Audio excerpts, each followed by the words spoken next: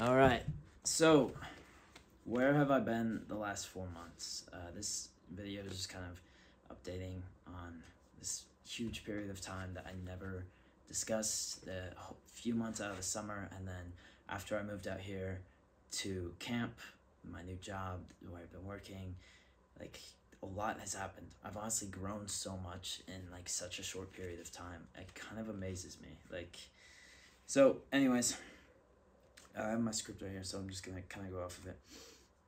First of all, the last video I really recorded before I went on this 4-month kind of leave was a video right before I was leaving to go to like another church camp, but it was out kind of in the same area that this one is, but it was with my old church youth group.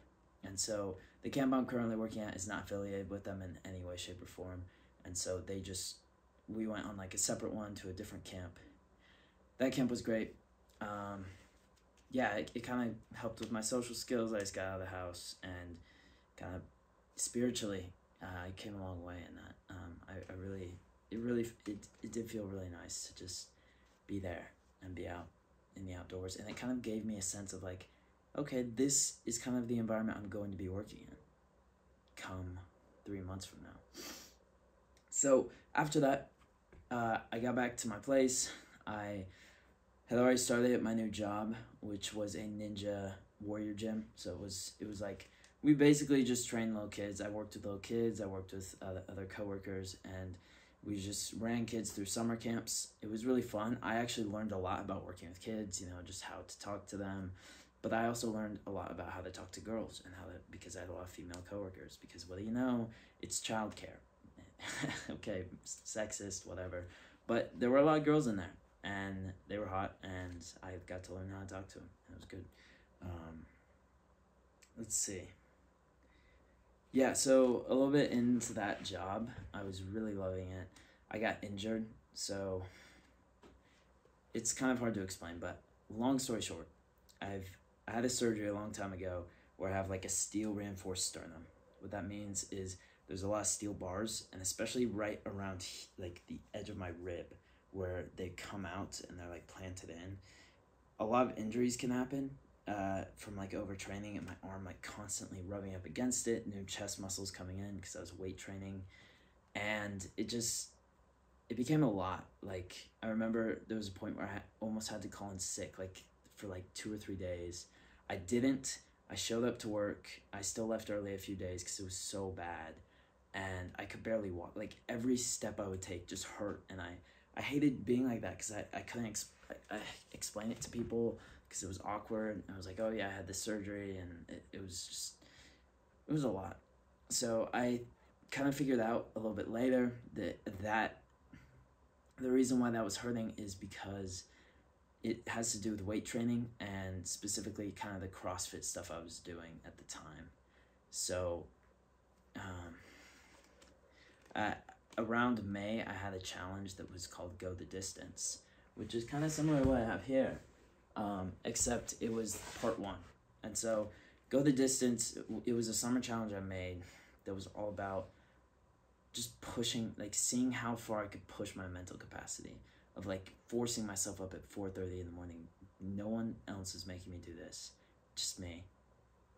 I have to this brutal workout. I have to show up to work and like see how sleep deprived I could make myself and still show up. And it was very good. Like, I'm a lot more advanced now than a lot of the guys even that I'm bunking with. Like, if I flip the camera around, there's about 4 other beds in here, 4 other dudes that sleep in the same cabin that I do. And it's really cool because since I've done all this like training with my mind and built up this discipline, I have like such a huge advantage on everyone else in terms of like how fast I can progress as a human being and like level up, because I've spent so long working on self-improvement. And it's nice because I'm able to recognize my faults easier. I make action plans on them like really fast, like this. And I'm just more disciplined. Like, I'll just be able to get out of bed at 4:30 in the morning, and I'm literally like, a lot of these guys call me like the alarm clock of the cabin, because I'm the one that wakes everybody up for a run at 5:30 in the morning, like, every single morning. Anyways, with that being said, it's a lot of discipline came from those challenges. And so I got injured. It took me a few weeks to recover. I had to basically just not train for like a few weeks towards the end of the summer, which sucked.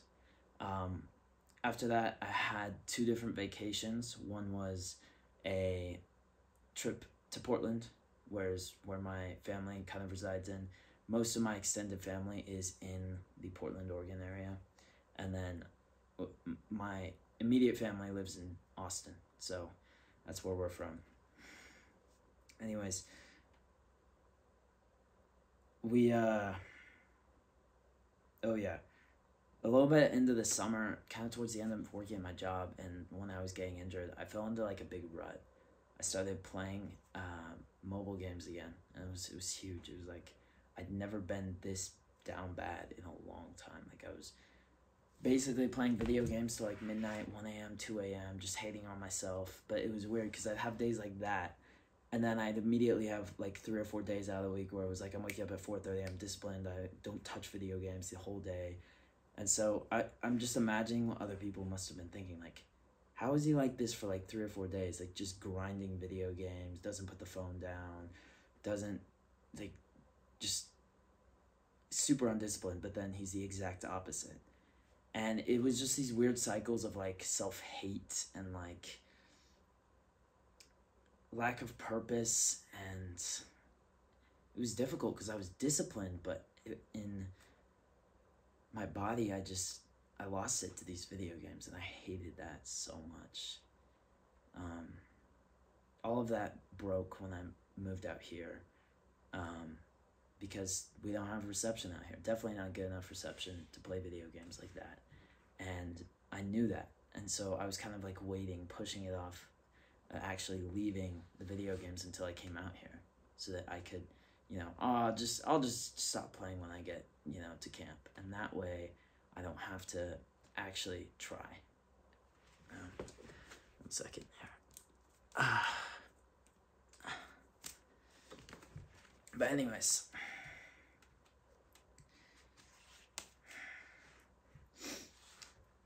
I left for camp. It was really difficult. Honestly, it was probably one of the most like sad days just driving into camp that I've had. That being said, a lot of that sadness just immediately left as soon as I was put into this like social environment. And it was good for like the first 4 or 5 days, and then it kind of hit back again, and like the sadness returns, the actual like mourning of like leaving my family, and the sad feelings, they returned, and I had to deal with them. And then they went away again, and I realized that like the more I've been here, the more I've realized like this is the place that God put me to be right now. Like this, I've been getting more spiritual, and I've realized that like I'm supposed to be here right now. Like even if we're doing dish clean, which is like after the entire dining hall eats, which could be up to like 700 people. Most of the time, I've only done like 500 or 600 before, but it can be up to like 700-800 people. When I'm doing a dish clean like that, and it's it's like hours and hours of scrubbing and cleaning, and it's disgusting and it's horrible, I just remind myself like God put me here to do this dish clean today, and to absolutely destroy it, and to encourage other people. And it's so weird because I'll be doing dish cleaning and how other people are like mumbling and complaining and like, oh, when are we gonna be done? I'm just there with a smile across my face because I know I'm supposed to be there, right? And I need to keep reminding myself of that, because of course it's very easy to fall into that other mentality, and I do that a lot. So I'm not perfect in any way with that, but a lot of times just hearing other people complain can actually like kick that in and be like, wait, hold up, I'm supposed to be here. There's no other place I'd rather be right now than doing this, because God put me here to do this work. However stupid it is, whether it's like scrubbing showers. I mean, we did housekeeping, and I was scrubbing like the nastiest like gum with hair all over it crap out of these like showers that middle school and high school girls and boys have used. but it's weird. Like I do it with an attitude of like I'm supposed to be doing this, and I do an amazing job all the time. Like it's been so good, so good. I've had so much. I've really been, my discipline has just gone through the roof in like every task that I do, and it's so nice. Anyway, so when we first got here, there was a 4-day trip. It was a trail trip. It was basically on campgrounds. They have like 1,400, 1,500 acres, something like that. And they took us out into the backcountry. We did like a few of the activities they run here. There was this one cave that we went into that was full of like, I'm talking like tens of thousands of daddy long leg spiders covering the roof, covering the walls, like everywhere. One sec. Okay, just wanted to make sure. I heard like a buzzing, and if it buzzes, then that means somebody's calling my phone, and it will end the recording. And I've had that happen before, and I'll have to re-record. But like I was saying, anyways, tens of thousands of daddy long leg spiders, and I was the kind of guy when I first came here where I was like, I've been messed up the last couple months. Like I've been addicted to video games. I've been like relapsing. I've not been doing well. And so I'm like, I'm going to be the guy to raise his hand first. I'm going to do this right. If anything, I came all the way out here. I ditched my whole family that I really want to be with right now, who need me to come out here and do this crap. So I'm going to do it amazing. And so first to raise my hand, they're like, who wants to go into the cave first? I'm like, me. Go in. Apparently, afterwards, the guy told me he had never seen this many daddy long legs before in this cave, like, or in any cave ever. And even the people who went inside got like scared and left, like the directors who were leading us there. Apparently, yeah, they hid like some items back there or something like that. I went inside. I went like all the way through the back, and you could feel as you were crawling like this like 5 pound like mass just drop on the back of your shoulders. And it's like this lump of daddy long legs crawling all over you. And it was like every few seconds. And you look at the guy in front of you or behind you, and it's like the same thing's happening to them. It's like they're just like swarming like all over you. It's just horrible. It's disgusting. You bonk your head on the ceiling, and like hundreds just come all over you. And it was like super stressful for me.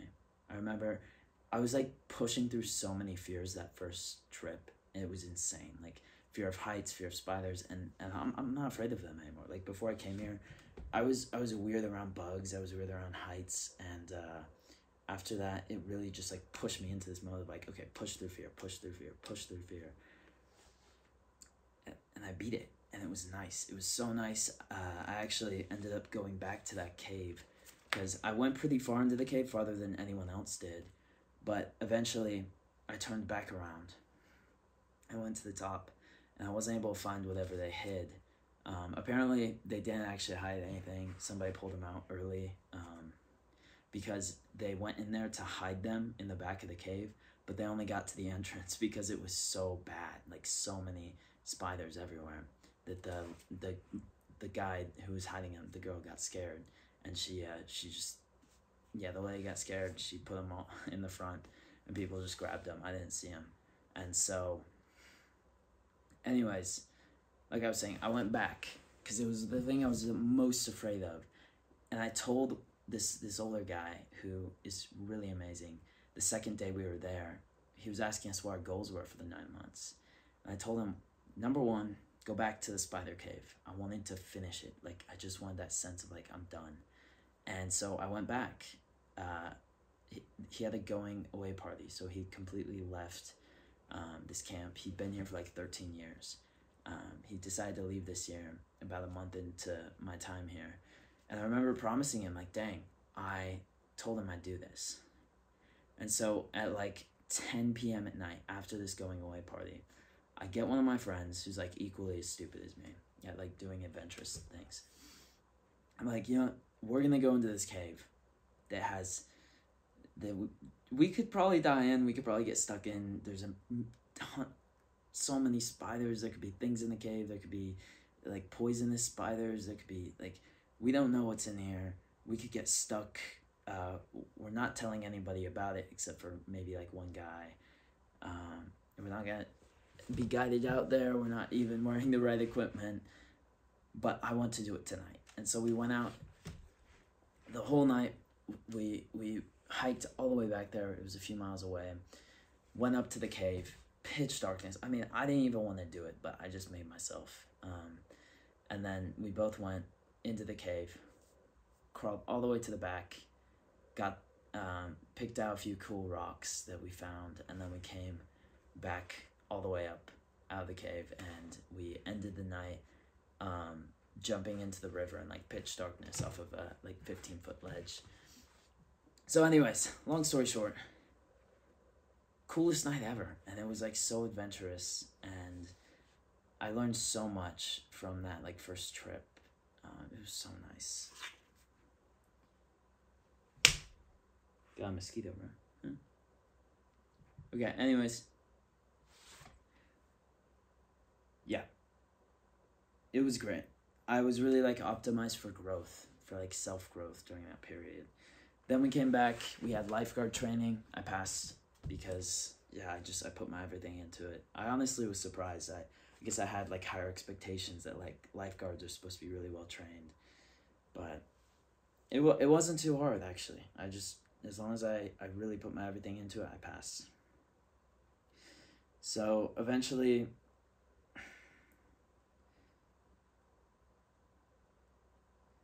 yeah, I was getting close with the guys here. It's been really nice. They're like brothers to me now, and it's so cool. Especially the guys in my cabin.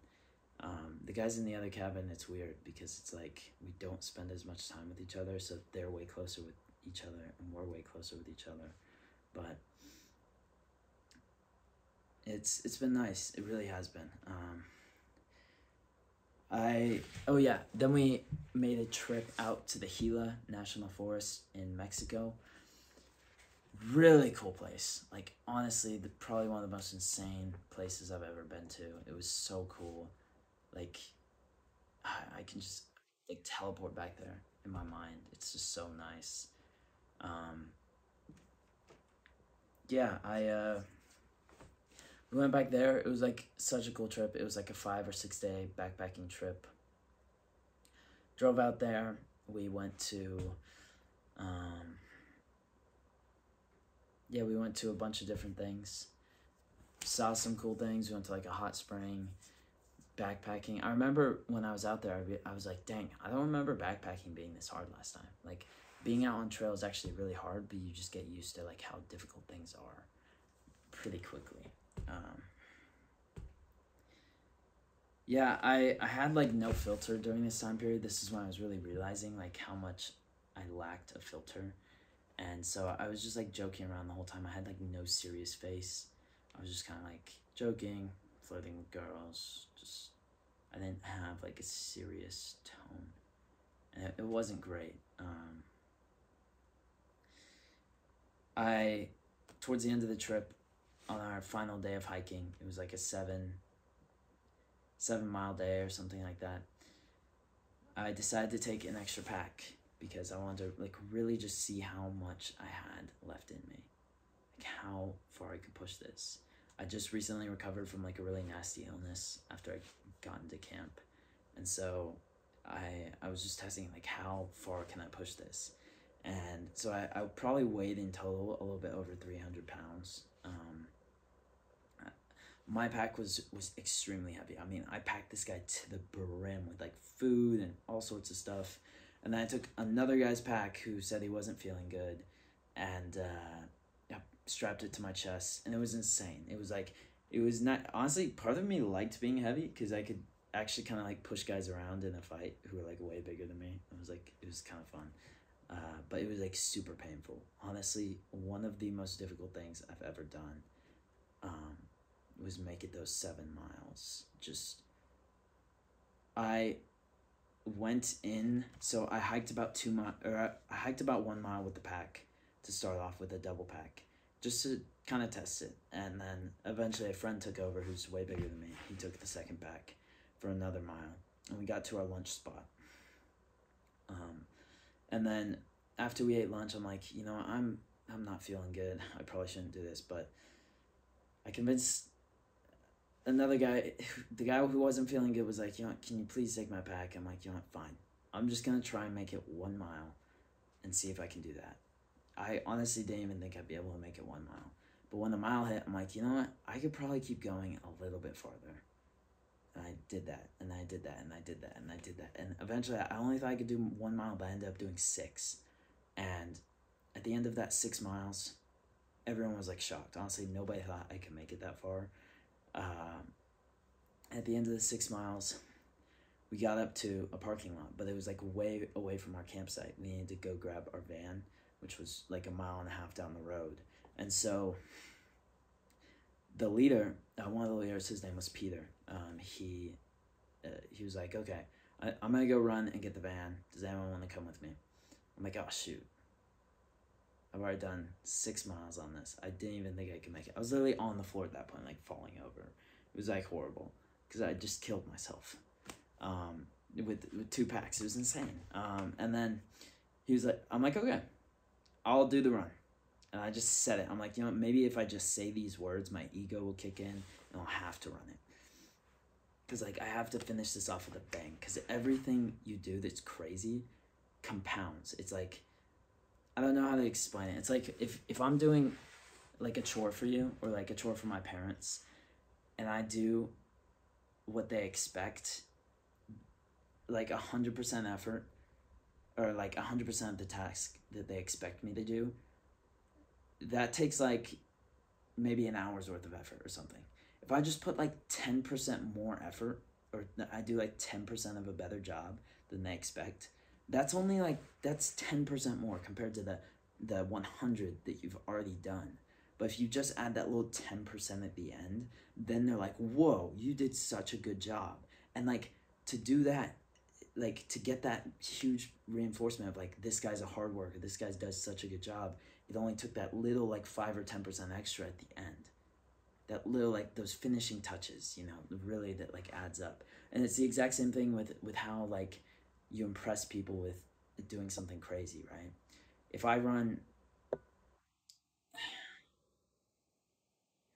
I hike for 6 miles with 2 packs and then I run 1.5 miles, like that's crazy in and of itself. People, honestly, nobody thought I'd be able to make it that far after I talked to them. And then eventually once that finished, I was like, you know what, how crazy would it be if I did this? Nobody expected me to do this, and then I ran 1.5 miles on top of that, and I beat everyone there. And that's what I did. I mean, I didn't end up being the main guy there, the leader, because he knew the way back to the van, and I kind of just, I had to follow him. But other than that, it was great. It was so awesome. It was like I'd never pushed myself that hard in such a long time, and that might be the hardest I've ever pushed myself. Like, yeah, it was really like primal and like going deeper. It was nice. Anyways, let's see. So I got back from the Gila and I realized I wanted to have the most legendary class of students that ever went through this camp. And so I was like, you know what, there's 11 of us here in this camp, and I want this class of students to be like the best that ever went through it. And so I've been kind of like thinking of like stupid and reckless ideas that are also safe at the same time. I've kind of been trying to pick out the difference between adventurous and recklessness, and like find the in between that's like safe enough but not absolutely reckless, you know. Eventually I started having some deeper conversations with some of the mentors here, and I realized like a lot of character flaws I had once I came back from the Gila.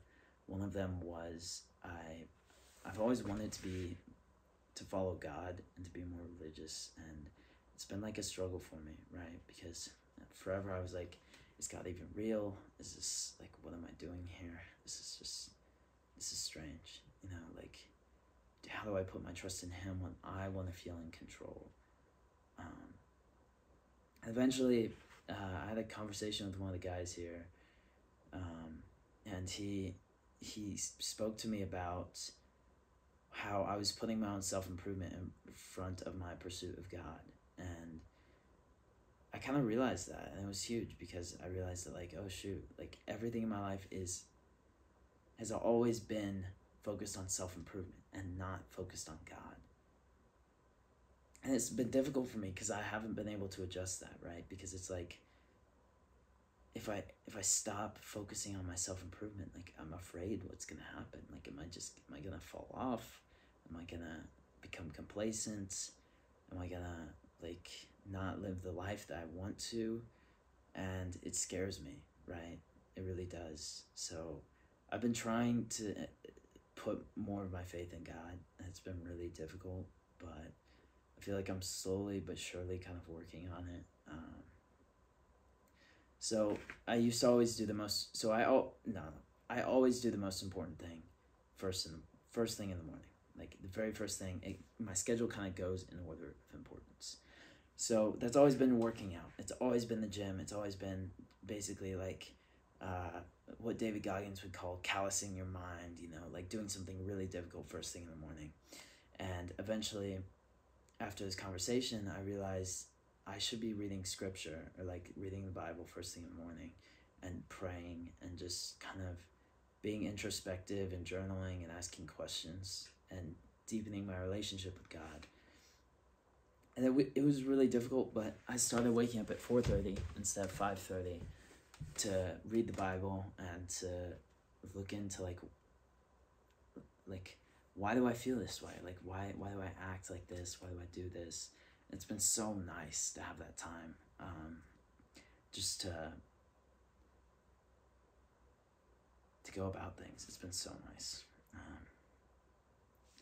Anyways, let's see.